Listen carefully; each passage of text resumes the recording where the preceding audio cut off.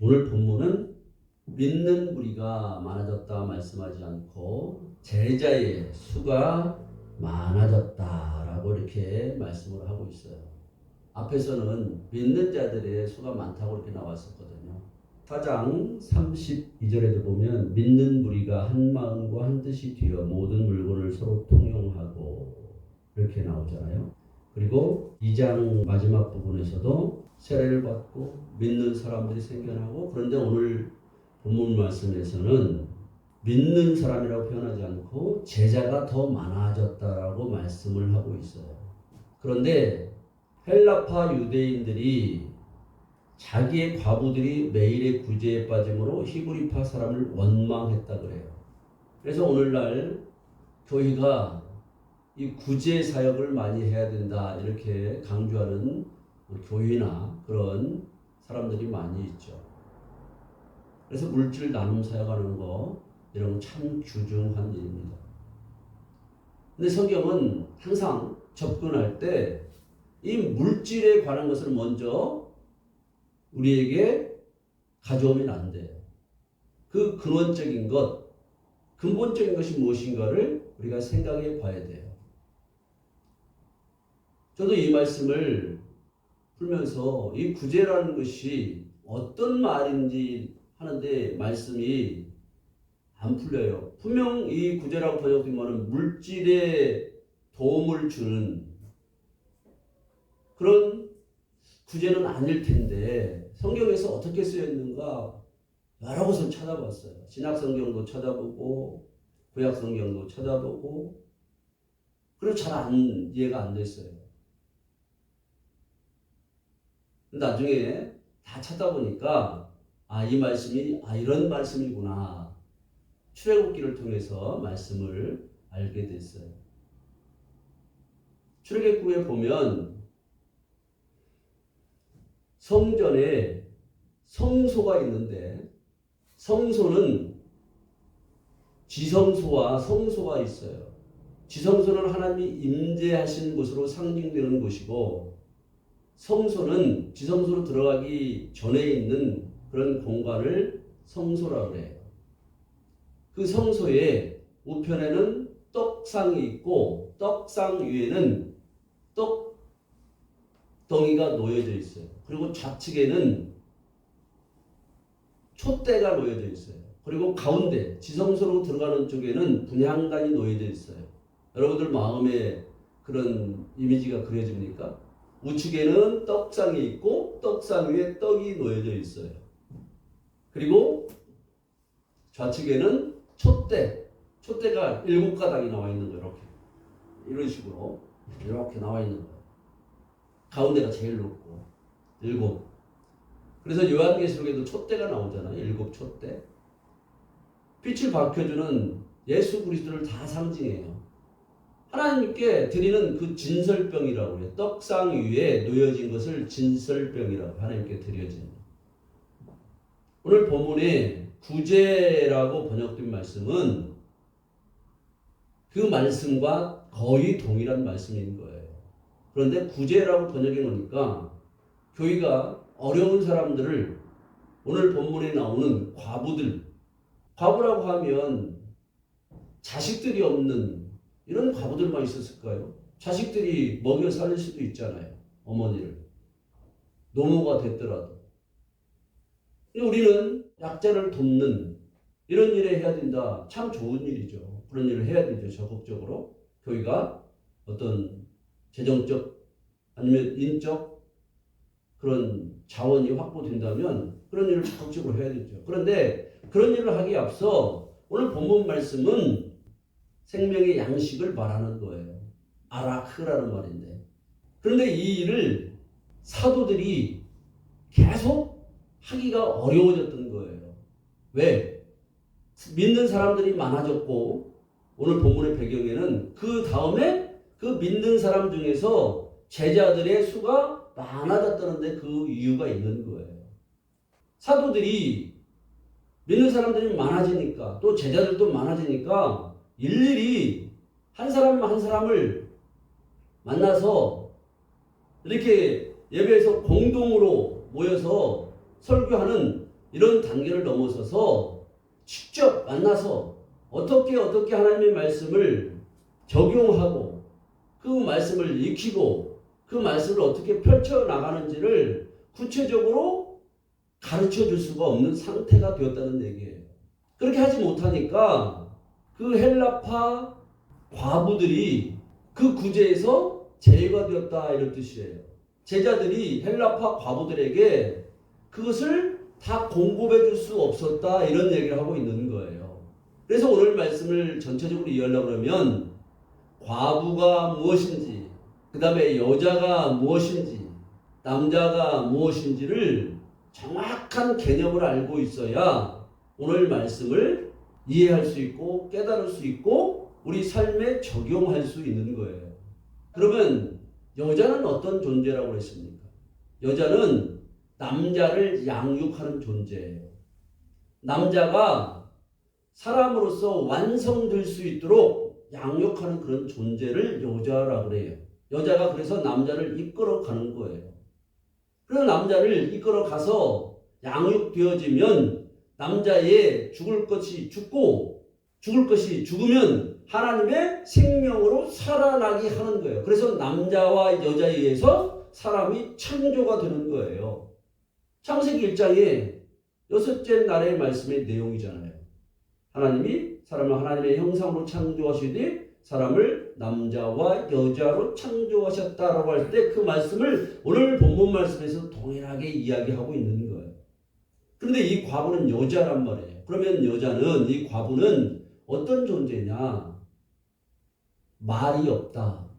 묶여있다는 거예요. 말을 못하고 묶여있는 상태에 드는 거예요. 이 여자인 과부인 여자는 남자를 양육해야 되는데 말을 못하고 묶여있는 상태가 되는 거예요.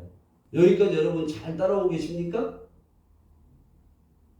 아멘 하든지 고개를 끄덕끄덕 하든지 그래야 될 거 아니에요. 네? 다시 이해를 못하는 것 같아요. 남자와 여자를 잘 이해하고 과부를 잘 이해해야 된다고 했습니다. 남자는 여자로부터 양육받는 존재예요. 하나님의 말씀을 기억만 하고 있는 존재예요.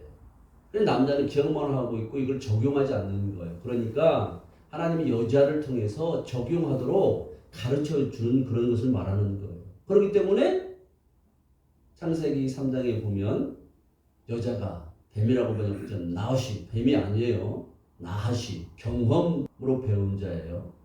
나옷이가 준 것을 먹잖아요. 여자가 먼저 먹잖아요. 경험만 보고 아는 거예요. 그래서 그것을 남자에게 주는 거예요. 남자를 양육하는 존재를 여자라고 하는 거예요. 그런데 이 과부도 여자란 말이죠. 근데 과부는 묶여있다. 말을 해야 될 거 아니에요. 설명해야 될 거 아니에요. 양육하려고 그러면. 아기를 몸 안에 잉태한 여인들이 아기를 양육할 때 음식도 좋은 거 먹지만 어떤 정서라든지 어떤 지식도 막 가르쳐 주잖아요. 아가야 오늘 잘 잤니? 잘 활동하고 있어? 태동을 또 느끼잖아요. 그리고 좋은 책도 읽어줘요. 우리 믿음의 사람들은 성경책을 많이 읽어주죠. 참 좋은 거예요. 제가 직장 생활할 때 자기 부인은 그 막내 딸을 낳았는데 잉태했을 때 클래식 음악을 많이 들려줬대요. 그런데 애가 태어났는데 음악에 대해서 이런 감각이 뛰어나더래요. 그래서 음악 쪽으로 가는 거예요. 이렇게 들려주는 거예요. 설명해주고 막 그러는 거예요. 여자는. 그래서 남자를 완성시키는 존재로 나오는 거예요. 이 여자와 남자는 나라는 한 사람, 여러분 각 사람 안에 있는 그런 존재를 이야기합니다. 생물학적인 육체의 남자와 여자만 생각하면 안 돼요. 생물학적인 육체의 남자와 여자를 통해서도 이것을 깊이 생각해 보면 깨닫게 돼요. 여인이 남자를 만나서 아기를 잉태하듯이 똑같은 거예요. 하나님을 만나면, 하나님의 말씀을 받으면 내가 그 말씀을 잉태하는 거예요. 기억만 하고 있으면 안 돼요. 그래서 기억하는 존재 남자예요. 기억만 하고 있으면 아무것도 안 이루어져요. 남자만 있으면 안 이루어지잖아요. 여자가 있어야 잉태를 하죠. 그래서 여자가 양육을 하잖아요, 아기를. 이거 똑같은 거예요. 이렇게 해서 남자를 하나님의 사람으로 완성시키는 존재가 여자예요. 그런데 이 여자인 과부는 묶여있는 존재라고 했어요. 말을 하지 못하는 존재라고 그랬어요. 말을 해서 양육을 해더니 양육을 못하고 있는 거예요. 왜? 설명해주는 사람이 없으니까. 이 내용이 어디에 나오냐면 사르밧 과부의 이야기에서 나오고 있어요. 사르밧 과부가 나뭇가지를 줍고 있을 때 엘리야 선지자가 그에게 갔단 말이에요. 하나님이 보내신 것이죠. 근데 나무를 줍고 있다는 말은 밥을 해서 먹기 위해서 땔감을 마련하기 위해 나무를 줍고 있었던 것이 아니라 설명해 줄 수 있는 그것을 찾고 있었던 거예요. 그러니까 그런 사람에게 설명해 줄 수 있는 엘리야를 보내는 거예요. 나무라는 것은 설명하다 이런 뜻이에요. 줍다라고 번역된 말은 찾다라는 말도 있어요. 줍다, 찾다 이런 말이 있어요.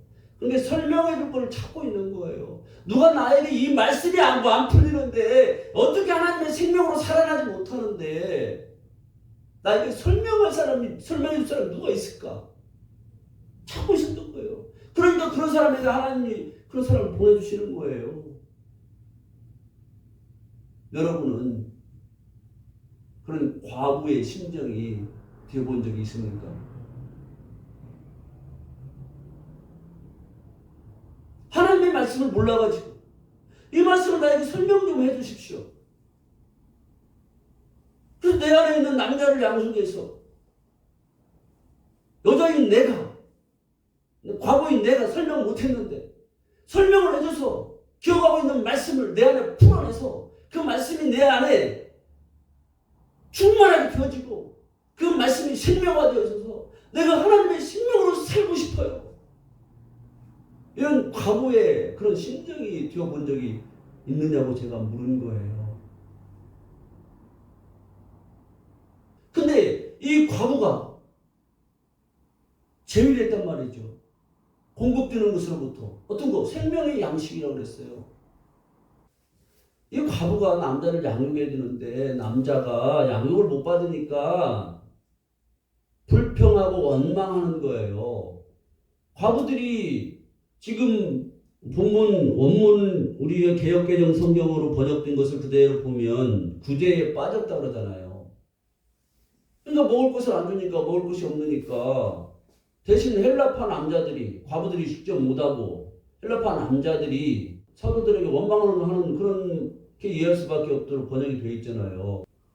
여자가 남자를 양육해야 되는데 양육을 못 받은 상태가 되는 거예요. 그러니까 원망이 생기는 거예요. 원망이라는 말은 룬이라는 말인데 유숙하다 이런 뜻이에요.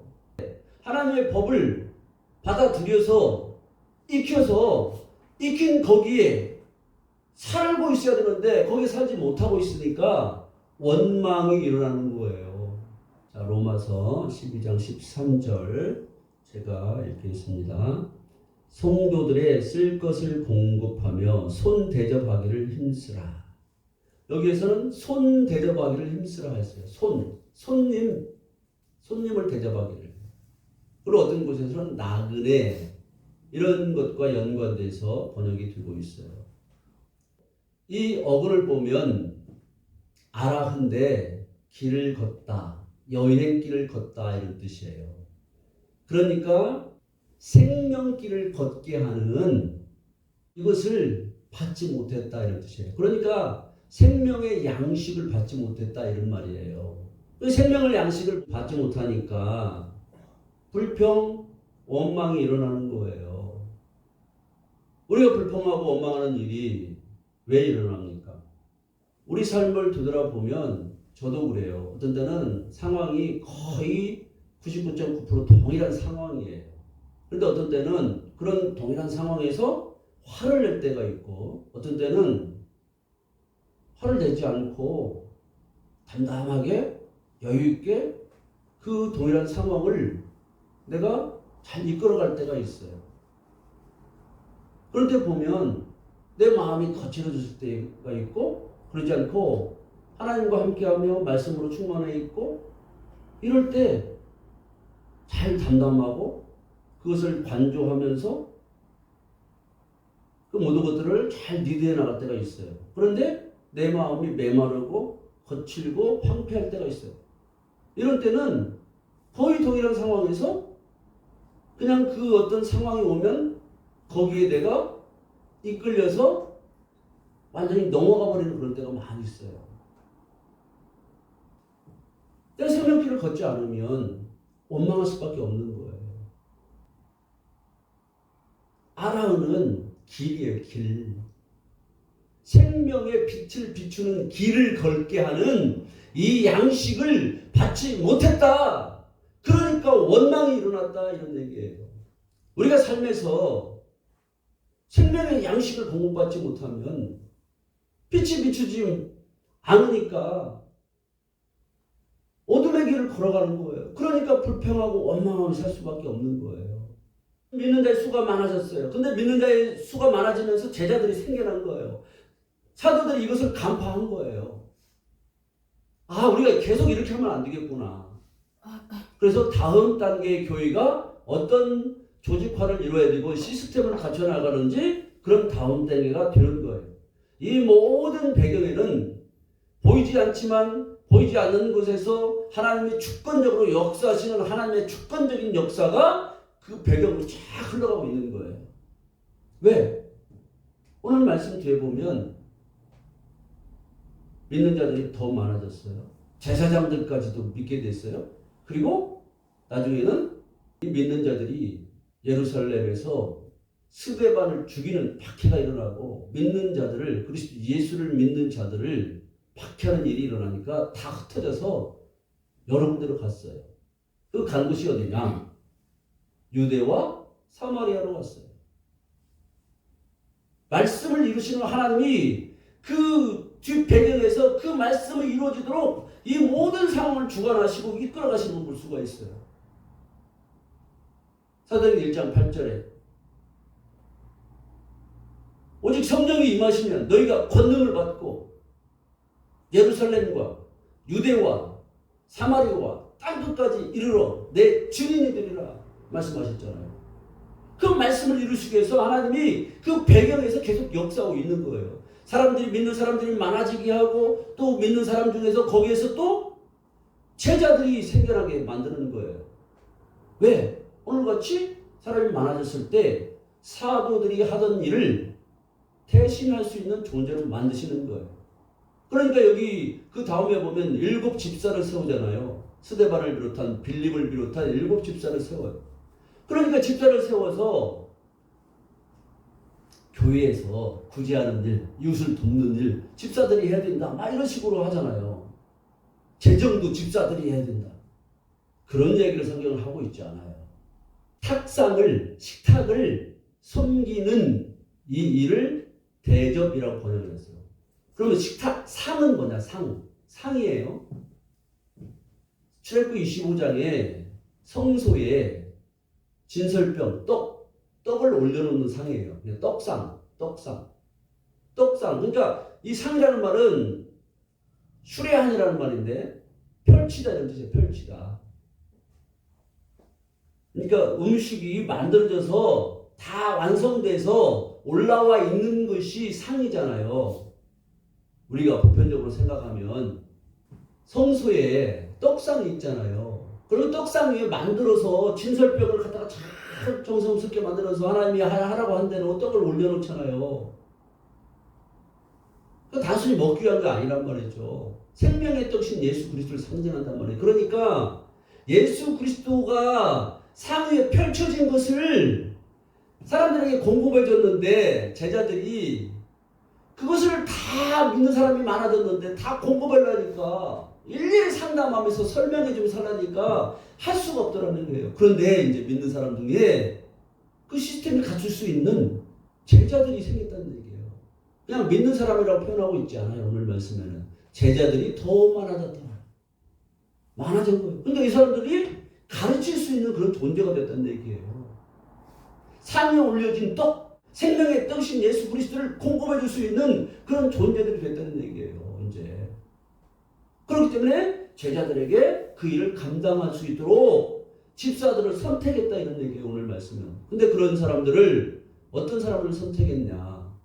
성령이 충만한 사람, 지혜가 충만한 사람, 칭찬받는 사람이라고 번역했어요.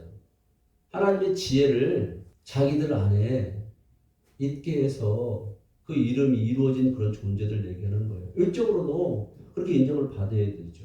칭찬받아야 되죠. 이런 일을 감당하려고 하면 아무나 선택하면 안 되지 않겠어요?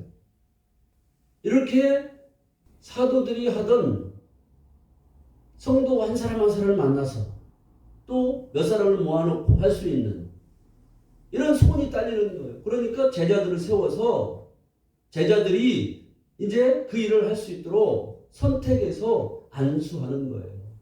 그러면 사도들은 어떤 일을 하냐? 기도하고 말씀을 연구하고 묵상하는 일에 전념하는 거예요. 왜? 이 제자들 또 안수해서 집사로 세우는 사람들 이런 사람들을 계속 양육해야 되기 때문에 사도들은 그런 제자들인 사람들을 집사로 세워서 그 사람들에게 계속 공급해주고 그 사람들은 사도들에게 받았으니까 그 받은 것을 믿는 사람들에게 계속 공급해주는 거예요.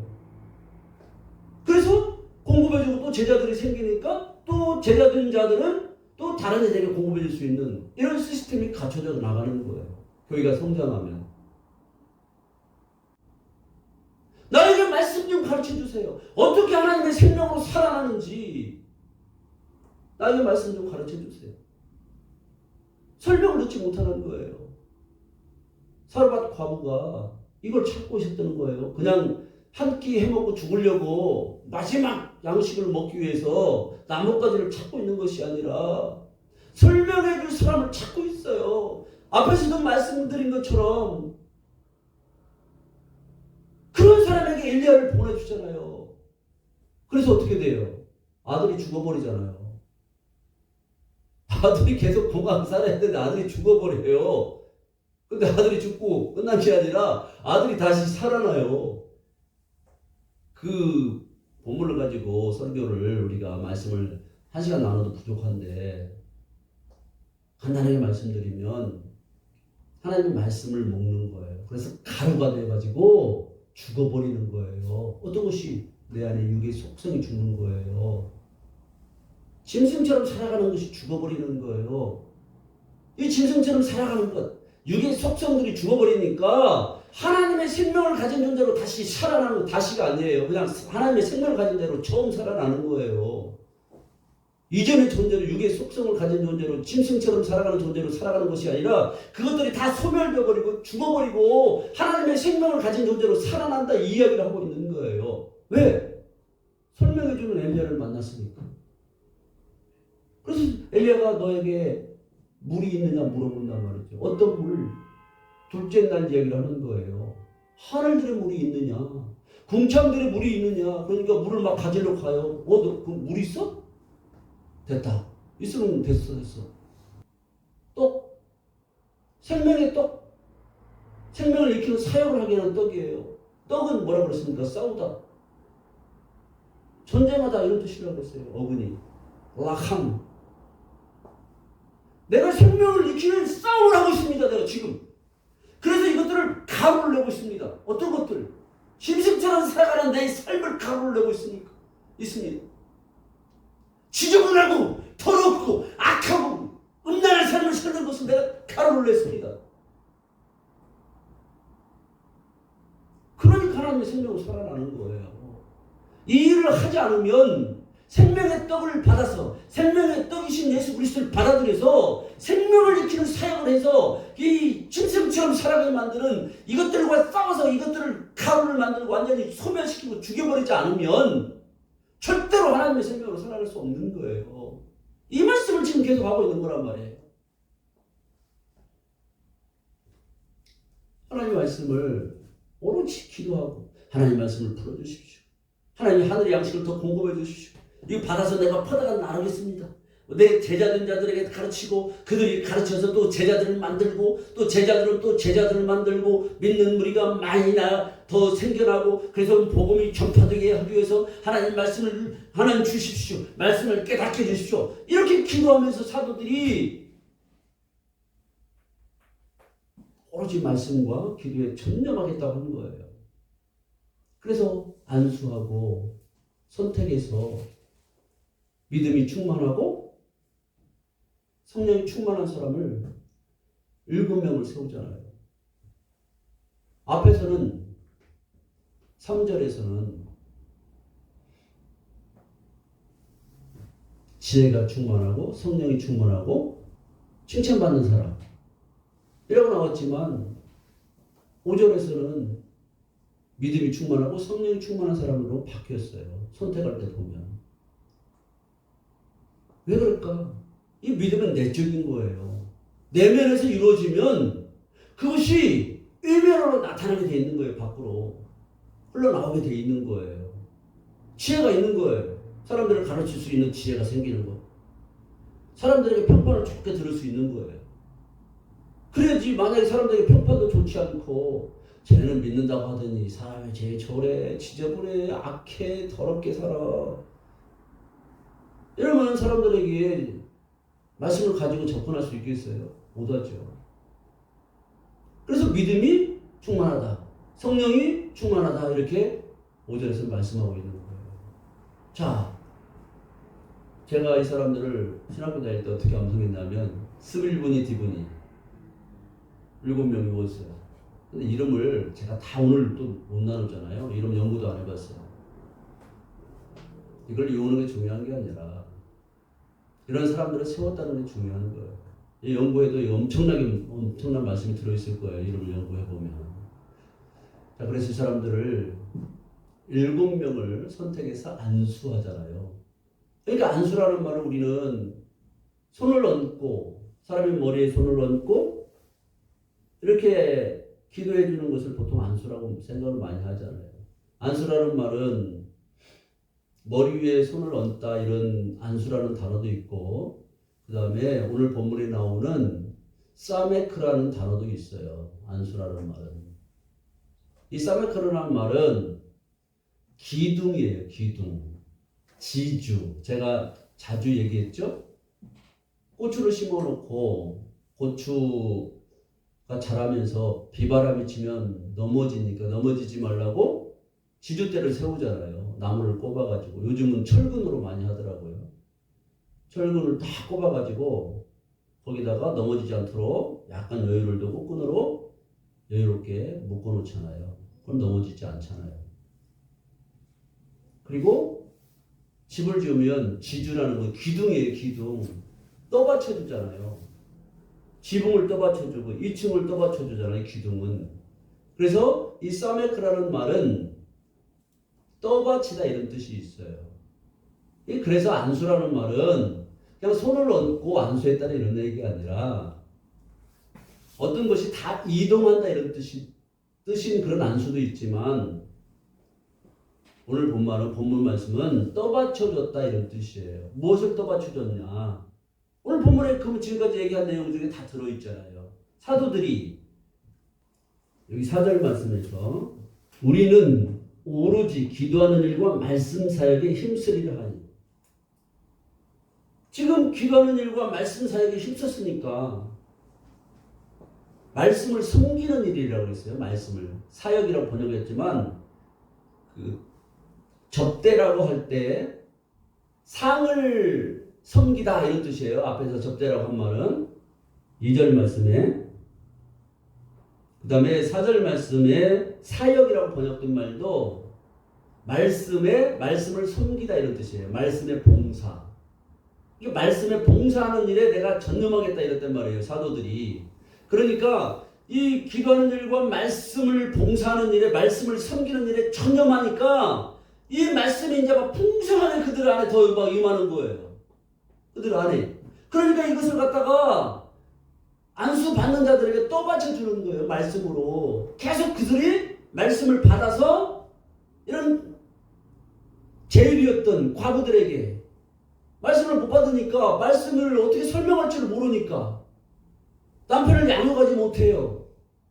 그래서 하나님의 생명을 가진 존재로 살려내지 못해요. 그러니까 그런 사람들에게 계속 공급할 수 있도록 제자들은 기도하면서 말씀을 섬기는 일에 전념하면서 거기부터 하나님이 부어주시는 그 말씀의 그 하늘의 풍성한 생명의 양식을 받아서 그 제자 삼은 자들, 제자 되어진 자들에게 공급해주고 안수받은 자들에게 공급해줘서 그들이 사도들이 했던 일들을 그대로 할 수 있도록 펼쳐진 말씀을 그대로 갖다 공급해줄 수 있도록 이렇게 했다는 말씀이에요. 그러니까 어떻게 돼요? 그 말씀이 풍성해진 말씀을 사도들이 받아서 안수받은 자들에게 제자들에게 공급해 주니까 또 그들은 받은 말씀을 받고 소화하고 자기들에게 이루어진 것들을 펼쳐진 것이란 말이에요. 그럼 그들에게 펼쳐진 것이 상이란 말이에요. 상이라는 것은 음식이 다 만들어져서 다 먹을 만한 음식들이 다 상에 올라와 있는 그런 상태. 성소에 떡상에 떡이 올려져 있는 상태. 그것을 그대로 갖다 공급해 줄 수 있는 이런 상태를 말하는 거예요. 안수받은 자들이 제자된 자들이 그것을 공급해 주게 만드는 이런 일이 일어나는 거예요. 그러니까 어떻게 돼요? 오늘 6절 말씀과 같이 자 6절 말씀 같이 한번 큰 소리로 읽어보겠습니다. 사도들 앞에 세우니 사도들이 기도하고 그들에게 안수하니라. 7절 하나님의 말씀이 점점 왕성하여 여기까지 하나님의 말씀이 점점 왕성해졌다고 그래요. 저 사도들이 기도하는 일과 말씀을 섬기는 일에 전념하니까 하나님의 그 양식을 막 풍성하게 공급해 주니까 그것을 갖다가 퍼다가 그냥 제자들에게 안수받은 자들에게 떠받쳐 주는 거란 말이에요. 떠받쳐 주니까 그들도 그것을 이제 먹고 이제 상을 차릴 수 있는 존재가 된 거예요. 그럼 펼쳐진 상태가 된 거예요. 상 위에 음식이 다 차려진 거예요. 그것을 소유된 자가 없이 말 못하는 과부가 하나도 없이 다 남편을 양육해서 하나님의 생명으로 살아나는 존재로 만들 수 있도록 이렇게 하였다 이런 뜻이에요. 그러니까 말씀이 자꾸 왕성해져 가는 거예요. 막 말씀이 태어났다 그리고 커졌다 이런 뜻이에요. 원문을 보면 야라드 갓돌 이렇게 돼 있어요. 원문을 보면 말씀이 막 태어나는 거예요. 사람들 안에서 살아서 다른 말로 표현하면 말씀이 사람들 안에서 생명으로 막 살아서 역사하게 됐다는 얘기예요. 생명의 삶을 살게 했다 이런 뜻이에요. 그리고 그것이 막 더 커져갔다 이런 뜻이에요. 예루살렘에 그런 역사가 일어났다는 거예요. 근데 그 역사가 지금도 일어나고 있단 말이에요. 우리 교회에 일어나고 있단 말이에요. 여러분 중에는 그런 사람이 있어요. 없는 사람도 있겠죠. 놀라운 일인 거예요. 우리 교회는 그런 이 교회가 돼야 되는 거예요. 우리 교회뿐만 아니라 한국 교회, 세계 교회가 이런 교회가 되는 거예요. 그냥 단순히 그냥 물질, 과부들이 음식 먹을 것이 없어서 굶어 죽지 않게 그냥 공급하는 그 일을 담당할 사람을 사람을 세운 게 아니란 말이에요. 근데 말씀이 왕성해졌는데 그 다음에 뭐라고 나와요? 제자들뿐만 아니라 제사장들이 믿게 됐다 이런 뜻이에요. 하나님의 말씀이 점점 왕성하여 예루살렘에 있는 제자의 수가 더 심히 많아지고 허다한 제사장의 무리도 이 도에 복종하니라. 이거 보세요. 말씀이 왕성해지니까 제자들이 많아졌다 그러잖아요. 힘이 많아졌다. 믿는 자에서 제자가 되는 거예요. 제자가 됐다는 것은 내가 훈련 받았다는 얘기예요. 그냥 훈련 받았으면 이제 안수 받은 자들과 같이 가르칠 수 있는 존재가 되는 거예요. 내가 어떤 학문을 연구하든지 내가 잘 배우면 가르칠 수 있는 존재가 되잖아요. 잘 소화해내고 교대를 나오면 교사가 되잖아요. 10년씩 20년씩 연구한 사람들 박사학위를 받고 끝나는 것이 아니라 가르칠 수 있는 사람이 되잖아요. 자기가 연구한 결과를 가지고 배운 것들을 가지고 그런 제자들이 생기는 거예요. 가르칠 수 있는 그냥 단순한 제자가 아니라 그러니까 말씀이 계속 퍼져나가는 거예요. 그러면 내가 제자가 되면 나도 나가서 가르칠 수 있는 이런 존재가 돼야 되는 거예요. 제사장들이 믿게 만들어야 되는 거예요. 제사장들은 어떤 존재들이었습니까? 제사장은 짐승 잡는 자들이에요. 우리가 구약에서 나왔던 내용을 우리가 배웠잖아요. 백성들이 죄를 짓고 짐승을 끌고 오면 손을 얹고 안수하게 해서 죄가 전가되게 만들어요. 그러니까 안수라는 것은 이 내 안에 있는 것이 그대로 어떤 옮겨지는 것을 말하는 거예요. 사메크, 떠받쳐주다 이런 뜻이라고 그랬잖아요. 말씀으로 떠받쳐주는 거예요. 말씀이 그 사람에게 사도들이 깨달은 말씀이 하나님이 사도들에게 준 사람이 하나님의 생명을 없는 사람들이 죽을 것들이 죽고 하나님의 생명으로 살아나게 하는 이 말씀을 받은 사도들이 이 말씀을 그대로 전달되게 해서 넘어가게 해서 떠받쳐줬다 이런 뜻이에요. 그러니까 말씀이 점점점 왕성해 가고 그리고 제사장들까지도 믿게 됐다는 얘기예요. 제사장은 짐승 잡는 자. 이 짐승을 백성들이 직접 만나봤단 말이죠. 제사장이 잡는 거예요. 그런데 이 제사장들은 외적인 짐승을 잡는 제사장들이었지만 이제는 하나님의 말씀을 깨달은 거예요. 아, 짐승을 잡는 것이 아니구나. 밖에 있는 짐승을 잡는 것이 제사장이 아니구나. 내 안에 있는 짐승들을 잡아 없애버리는 것이 제사장이구나. 그게 참된 제사장이구나. 이걸 깨달은 거예요. 그러니까 이 제사장들이 이 도의 복종했다고 말하잖아요. 하나님의 말씀을 깨달은 거예요. 하나님은 우리를 이런 존재로 만드시려는 거예요. 우리를 어떤 제사장? 제사장으로 만들려고 그래요. 제사장.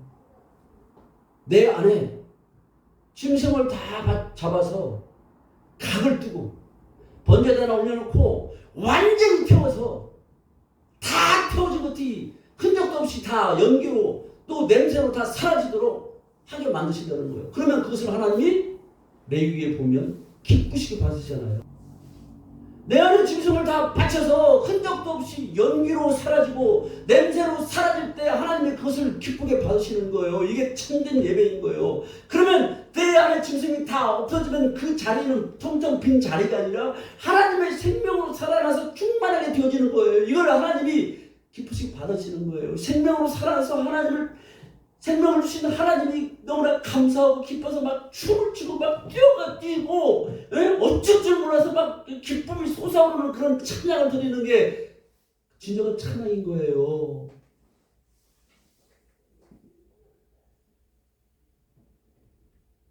그래서 우리를 그러한 제사장뿐만이 아니라 왕 같은 제사장으로 만들려고 하는 거예요. 베드로전서 2장 9절 말씀이에요. 왕 같은 제사장.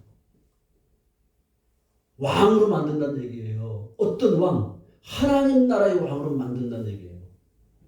왕은 멜레크예요. 어그는 다스리다 이런 뜻이에요. 하나님의 뜻대로 나 자신을 다스리고 통치할 수 있는 그런 존재로 만들려고 해요. 다른 말로 하면 하나님 나라를 살게 만들려고 하는 거예요. 하나님의 다스림을 받으면서. 내 마음 땅에 왕을 만드시는 거예요. 육신의 왕으로 살아갔지만 이제는 육신의 왕이 죽어버리고 세상 왕이 죽어버리고 하나님 나라의 왕이 되어가지고 제사장으로서 다 잡아 바치니까 하나님 뜻대로 완전히 다스릴 수 있는 상태. 창세기 1장 6째 날에 완성된 상태. 그래서 6째 날에 제일 마지막에 뭐라 그래요? 생번충종 다 다스리는 거 나오잖아요. 생육하고 번성하여 충만하여 정복하고 완전 정복이에요. 완전 정복. 완전 정복하니까 어떻게 돼요? 그냥 다스릴 수 있는 상태가 되는 거예요. 어떻게? 하나님의 뜻대로 다스릴 수 있는 상태. 그러면 이 상태가 어떤 상태가 되냐? 하나님 나라가 이루어지는 거예요. 천국이 이루어지는 거예요. 이 이야기를 지금 하고 있단 말이죠. 오늘 말씀에서도.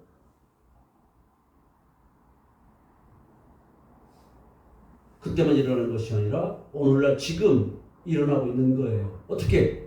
이 하나님의 말씀을 깨닫고 제사장들과 같이 짐승은 외적인 짐승, 백성들이 끌어온 짐승만을 잡는 것이 아니라 참된 제사장은 내가 내 있는 짐승을 잡아서 완전히 태워가지고 연기로 다 사라지고 냄새로 사라져서 하나님의 생명으로 살아나는 것이구나.